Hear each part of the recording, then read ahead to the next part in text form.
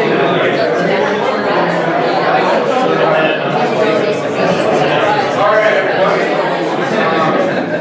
going to go ahead and get started here. So first of all, on behalf of the Alexander Hamilton Society's Executive Council, I want to thank all of you guys for coming out tonight. So my name is Keegan Sweeney, and I'm the president of Washington Lee's chapter of the Alexander Hamilton Society. So before we start our event off tonight, I just want to say a few words about what our organization is and what it is that we actually do. So AHS was founded in 2010 to promote discussion of contemporary foreign policy topics and America's role in the world on college campuses across the country. As an organization, we host debates like the event we have planned for you tonight because we believe that the best way to learn and become informed about the world around you is to hear from different, conflicting perspectives.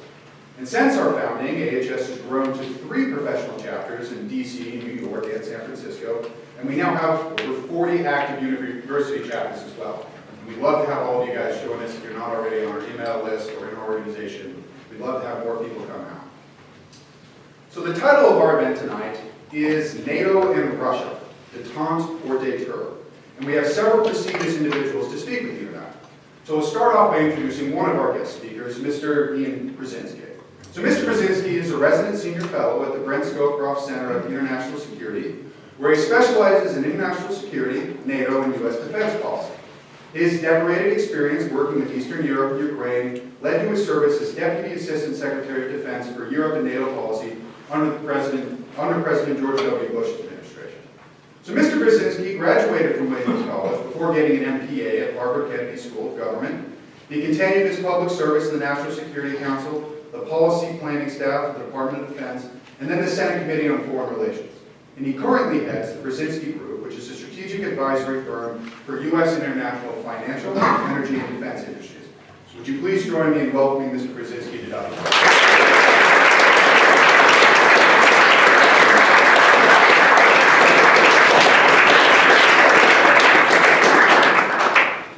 And our second debater of the night is WNL's own Wes Odell. Visiting. Professor Odell is a visiting assistant professor of politics at Washington and Lee, our home, where he teaches and conducts research on issues related to great power politics, international rights and responsibilities, and violent non-state actors.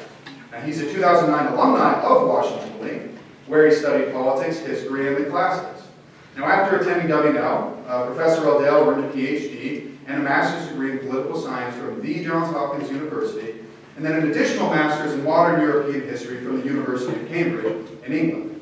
But most importantly, Professor Odell currently serves as our faculty advisor for AHS at WNL. And we think Professor Odell summed up this debate pretty well when he said, events like this allow us to pause and think beyond the campaign trail sloganeering to apply genuinely critical thought to international affairs and all of their complexity. So please join me in welcoming Professor Odell.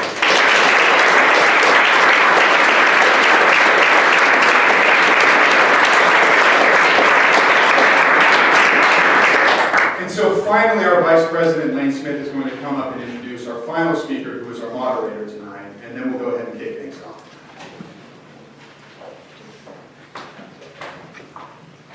Good evening, everyone. Thank you so much for coming.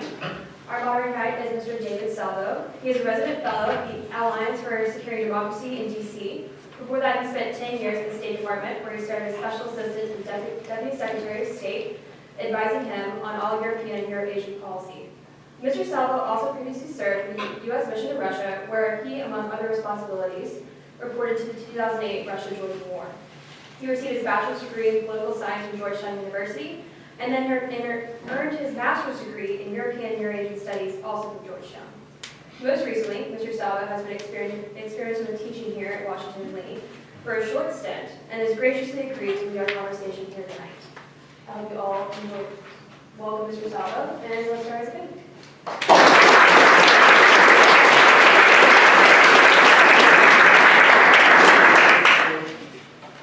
Professor Odell, I think you have the first opening statement. I do, thank you. Good evening, everyone. I'd also like to extend my welcome to our distinguished visitor here on my right, for so kindly joining us this evening. I must say that I'm acutely aware of just how distinguished he is.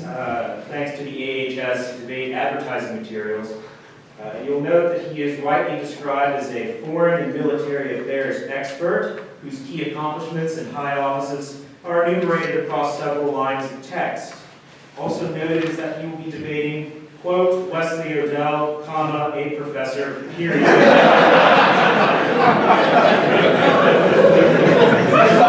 So I'm conscious that I'm likely playing Conor McGregor to your Floyd Mayweather and resolved to take my beating like a man.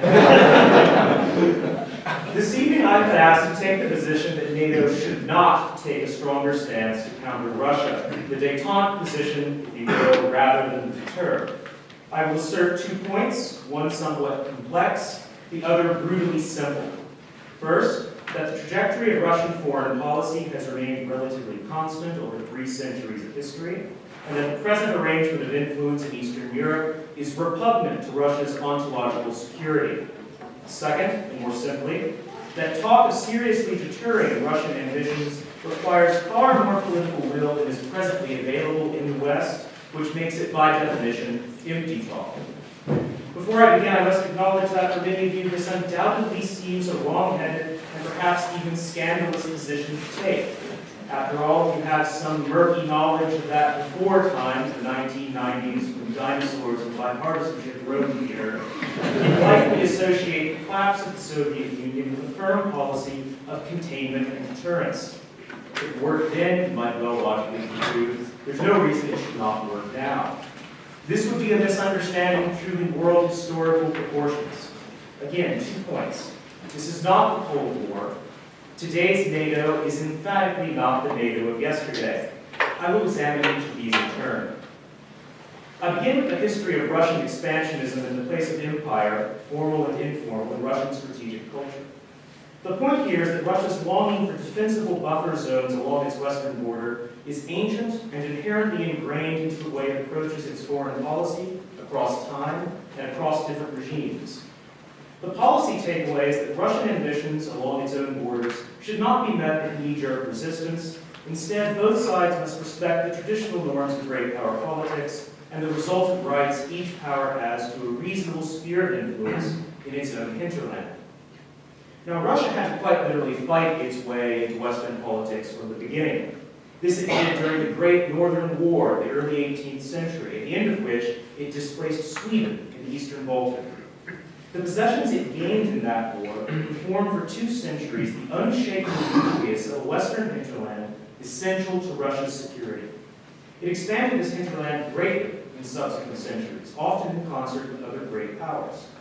Motivating this consumptive process was not just cynical land hunger, although there was plenty of that going around, but also a genuine sense of psychological insecurity coupled to a sense of cultural chauvinism.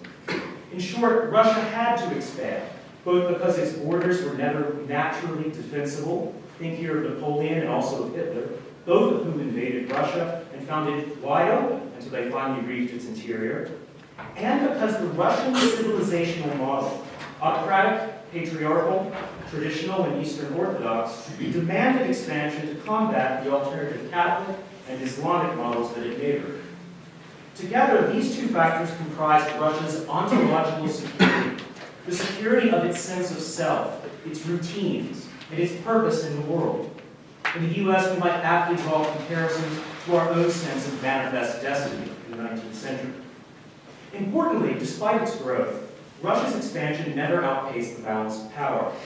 Combinations of other states consistently confronted and disarmed excessive Russian expansionism, containing it within political and military boundaries of great powers, including begrudgingly Russia herself, could collectively live with. But everything went to pieces when the Soviet Union fell apart. The rump Russia that emerged from this disintegrative process was shorn of virtually all the territorial gains it had made in the West over 3 centuries. Gone were its traditional Baltic holdings in Estonia, Latvia, and Lithuania. Gone was the Crimean Peninsula, the proudest territorial achievement of Catherine the Great. Gone was both direct control and informal influence over Poland, a state that as recently as the 1920s had militarily menaced and defeated Moscow's forces. Gone was Ukraine, the one-time breadbasket of the Soviet Empire. All gone. Instead, Russia found an American-led liberal international order that purported to promote rules-based global governance. Crucially, these rules stipulated that Russia's territorial enfeeblement was permanent. They said that those who identify as ethnically Russian in territories that wound up outside Russia must reconcile themselves to separation. They said that NATO would expand right up to Russia's new borders, including to countries far outside of NATO's traditional area of concern, such as Georgia. And they said that these rules were essentially unchangeable. I tell you all this to simply highlight that from Russia's perspective, the international arrangement of forces and ideas that emerged in the post-Soviet period is neither normal nor acceptable.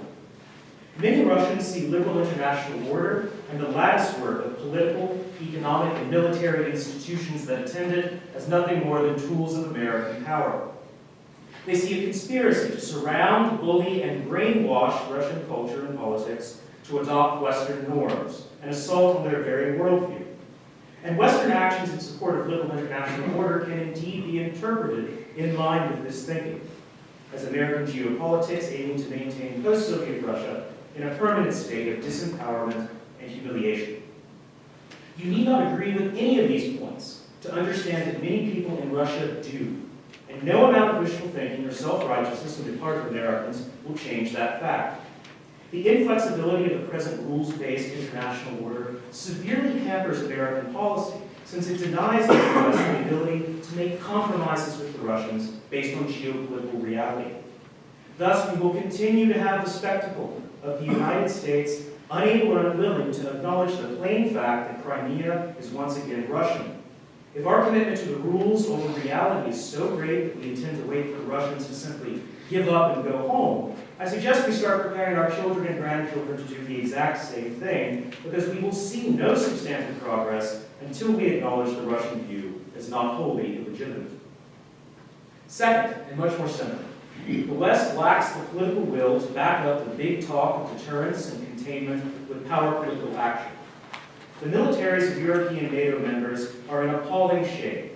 Gutted by peace dividends taken after the fall of the Soviet Union, these are increasingly unserious fighting forces. Take Germany's small force of 3,500 deployed to Afghanistan, labeled too fat to fight by its own parliament. Its notable contribution was the consumption of 1.7 million pints of beer and 90,000 bottles of wine in a single year. Diplomatically, many European leaders, particularly those possessed of rump militaries and dependent on Russian sources of energy, have soft-pedaled responses to Russian aggression, thus themselves creating a permissive environment for further assertive behavior. American leaders understand this deficit of commitment, and frankly, European leaders do as well. But nothing has changed, save that America's own commitment to NATO is increasingly called into question. I will quote at length one such American leader in a speech delivered to NATO in Brussels. In the past, I've worried openly about NATO turning into a two-tiered alliance between those willing and able to pay the price and bear the burdens of alliance commitments, and those who enjoy the benefits of NATO membership, be they security guarantees or headquarters billets, but don't want to share the risks and the costs. This is no longer a hypothetical worry. We are there today, and it is unacceptable.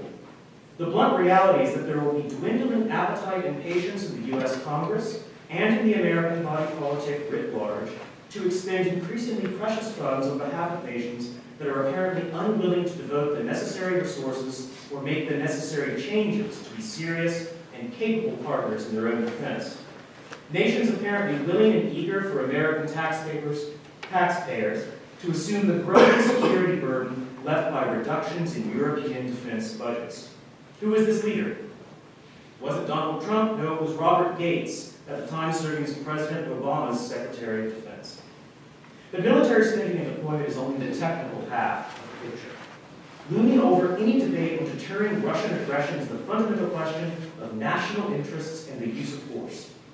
During the Cold War, NATO's conventional forces were often little more than a clear tripwire, the crossing of which would signal nuclear war. The Soviet predominance in conventional forces, tanks, infantry, was clear. Indeed, some NATO war games speculated that as little as 3 days separated the beginning of open hostilities with the Soviets from the routing of NATO's ground forces and the resort to what they euphemistically called political guidance, the use of nuclear weapons. The situation today is little changed conceptually. A pitifully small NATO force of about 4,500 regular troops serves as the tripwire deterring the aggression of a much larger Russian army in the Baltic, for example. But one thing has decidedly changed from the Cold War's tripwire scenario: the calculation of national interests.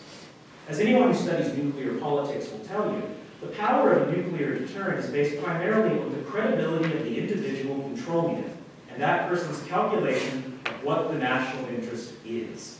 During the Cold War, U.S. presidents stood ready to launch nuclear Armageddon for the sole reason that they considered a potential Soviet takeover of Western Europe a clear and explicit threat to American national interests that they could not accept. Contrast this with today. No longer does Russia send in massed armored formations. No longer is it the threatening potential hegemon of old. Instead, it works through local insurgents, fighting dirty wars that build off of local chaos. The likely invasion scenario of the moment is much like what we have seen and are seeing in Ukraine. Confusion and civil war ending in the annexation of a small slice of territory the Russians chop off and take for themselves. There is no time, no room, and no will for a conventional military response of any real significance. I'll leave you with these questions. Would Donald Trump consider a slice of eastern Estonia sufficiently important to American interests to launch a nuclear strike? Would Barack Obama? Would either of these individuals have considered the commitment to the territorial integrity of a tiny eastern NATO ally sufficiently important to launch a conflict that could kill every person they love, destroy every property they own, wipe their legacy from history, and crucially for both of these men, annihilate countless beautiful golf courses? I think not. To conclude, Russia is not going to accept the current arrangement of influence and territory in the long run. And NATO lacks the resources and the will to successfully attempt to oppose its attempts to revise the situation. Détente, an acknowledgement of Russia's rights along its border leading to a compromise with the West, is the only option moving forward. Thank you, Professor. Mr. Brzezinski, your opening statement. Thank you. Keegan Lane, thank you for bringing me down here. David, thank you for hosting us here. And thank you all for spending your time this evening. Eager to hear some of your reactions. The points that were made, I'm going to start off by pushing back on two of them and then roll out what I think we ought to be doing about this. The first point is that accepting empire and spheres of influence, particularly in the Eurasian region, is a recipe for continued confrontation and conflict. Because you'll never see Russia evolve into a democracy if it's allowed to continue to being an empire.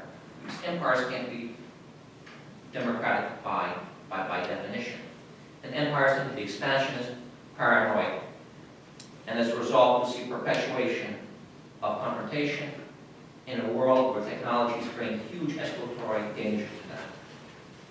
Second important point, while I agree with Wes's concern about political will, I think he underestimates the force balance that actually is tremendously to the West's favor. And I'll talk about this a little bit more.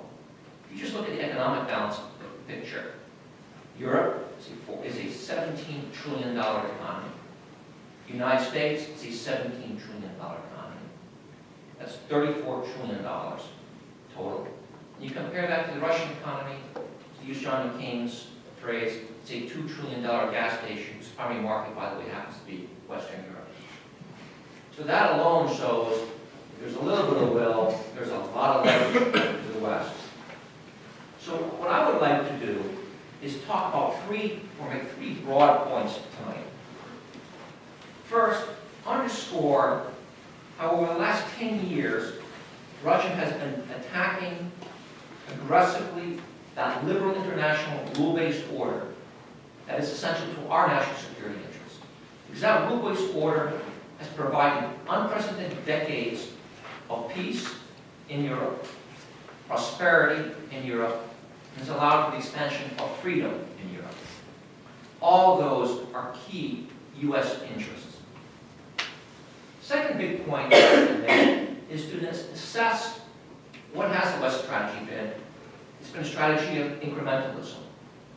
And the result incremental economic sanctions, incremental slow military responses to aggression. And the result has yielded not peace, but actually an emboldened Putin and increased the risk of conflict. And then I want to talk about what the West can do to leverage its economic, political, and military power to forcefully push back on Putin's revanchist agenda and maybe actually increase the prospects of a more cooperative relationship between Russia and the West. So let's look back at the decade of Russian aggression. Well, you know this. You've seen it. The big muscle movements, the 2008 invasion of Georgia. An invasion still has parts of Georgia occupied by Russian forces. You have a sustained conflict in Nagorno-Karabakh. You have Russian forces illegally in Moldova. You have a decade of economic embargoes, energy embargoes against Georgia, the Baltic states, Ukraine, and others. And then, of course, you have the big movement, the 2014 invasion of Ukraine. And today, we have not only continued occupation of Crimea and sections of Luhansk and Donetsk, but continued fighting in eastern Ukraine. And those major actions by Russia, those reflect Putin's revanchist ambitions, an effort to recreate some sort of sphere of control and influence, of hegemony, akin to the space of the former Soviet Union. And those motivations have been backed by a sustained defense modernization program that's been significant and does create risk for the West. When it was launched after the embarrassments, the operational embarrassments that were associated with the defeat of the Georgians in 2008, Putin committed to modernize the Russian military, to make it more of a Western force, better capable of joint operations using precision strike capabilities. So he planned to spend some $750 billion over a decade, ending on 2020, to modernize his force structures so that 75% of his force structure would actually be new equipment. And so we've seen the emergence of fifth-generation aircraft, the deployment of modern, sophisticated air and missile defense systems, the expansion of soft forces, special operations forces, new ships, new submarines, and a slew of new missiles, ballistic missiles, and cruise missiles. We've seen significant and aggressive exercises. In the last 6 years, I've counted over 7 exercises involving over 100,000 personnel. We just had the Zapad exercise, probably aware of, in Belarus and the Western Military District, and it involved somewhere between 40 and 70,000 personnel. The launching of nuclear-capable missiles before, in the beginning and the end of that exercise. And this modernization has had a real impact on the Russian military. Compare the two invasions, Georgia and that of Crimea, Georgia in 2008 and Crimea in 2008. I remember the pictures in the Georgian invasion of drunken Russian soldiers staggering the back lines toward the front. It was amazing that the Georgians were able to sustain a defense against the Russians as long as they did, in light of the overwhelming mass that the Russians had. But that's how the Russians won, pure mass, not skill. Crimea in 2014, you have the disciplined mass deployment of 20,000 to 30,000 special operators across Crimea. I was impressed that they were able to accomplish their mission without firing a single shot. Perhaps the most impressive was the radio discipline, the silence of these troops. They talked to no journalists who were fanned all over the peninsula. This is a bigger and better fighting force, a bigger bully on the Central European bloc. So how did we respond? Let's just look back to 2014. We decided we're going to politically isolate him. We're not going to meet with him. We're not going to invite him to meetings. We're going to shut down the NATO-Russia Council. 6 months later, the French are meeting with him. The Italians are meeting with him. The Hungarians are meeting with him. His isolation lasted no more than a few months. And today, it's almost business as usual. We imposed economic sanctions. Really, can you call targeting of individuals and individual companies sanctions against a country? Many of these people that we've targeted would never come to the United States or Europe anyway. My favorite targeted company that's been sanctioned by the West are Russian arms firms, as if they were making major sales in the West. We put some long-term restrictions, we put some restrictions on financing for energy development projects. I'm a consultant. I'm a consultant who's kind of known for being a little bit tough on Putin. And I get approached constantly by firms that are looking for help to sell Russian jet fuel to the United States. I could have flown down here on a plane and taken some of these contracts. My point being that huge amounts of energy transactions are occurring not just in Europe with Russia, but even in the United States. So these sanctions are nowhere near as robust as they could be. And our military response has been slow and select. I agree. 4,500 troops, not even 4,500, it's less than 4,000, deployed as part of NATO's enhanced forward presence in the Baltics against the Western Military District, which has 300,000 Russian troops, is not a real forceful deployment. What's even more embarrassing to me is it took NATO over a year to deploy those 4,000 troops. That's not a real reflection of will and commitment. So what has been the impact of this strategy of incrementalism? So I tried to point out which resulted in the war in bold and blue. Look at the flow of events after the invasion of Ukraine, after the imposition of these actions in the economic, political, and military realms. So the Crimea invasion was in February of 2014. Later that year, we had all of a sudden an uptick in Russian harassment of Allied ships and aircraft in the Baltic. In September of 2014, when NATO held a summit in Wales, the same day of the summit, the Russians flew mock nuclear bombing missions over the Arctic against the United States and Canada. And a day and a half after that summit, 3 days after Obama had been to Estonia and had promised Estonians the United States' commitment to the defense of its sovereignty, the Russians did a cross-border snatch of an Estonian law enforcement officer and threw him into Lubyanka prison for 6 to 9 months. In October, the Russian sub, remember, that went into Sweden, right on the shores of Stockholm, occurred. Russian subs started showing up aggressively on the UK coast. We move up to September, October 2015. You have Russian air and cruise missile strikes against American-supported forces in Syria. Not against terrorists, but against our proxies. Something we haven't seen, I guess you could argue, since Cuba, or since Angola, and in the 70s, and Vietnam. Look at the meddling that's been going on in the Balkans.